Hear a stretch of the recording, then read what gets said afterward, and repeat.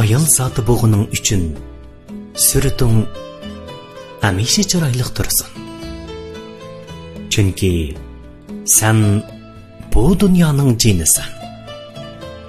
Birov seni jüptim yoki suygunim, gülüm deb ataydi.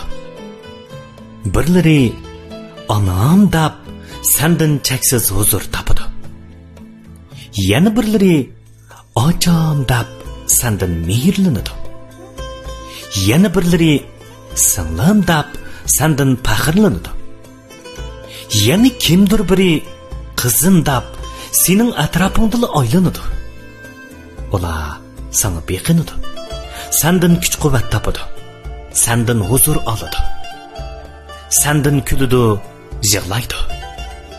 Sen shuncha qimmatlik tursan, qadrlik tursan. Sen oshu intilishga, yorilishga munosib, arziydigan ko'rinishda o'zing bo'lishing shart. Bo'lumsiz turqing, kesal holing, tushkun ruhing bilan emas, sog'lom, go'zal latofating, illiq mehring, aql idrok, qaysarliging. O'zingga bo'lgan ishonching bilan yolg'iz qolganingda o'zing uchun qo'ldak ishla.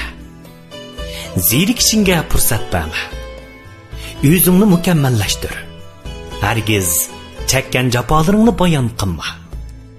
Ko'nglingni og'ritganlarga adovat saqlama. Barliq farishta sifat onalarga beg'ishlayman. Manba to'g'ri dunyosi.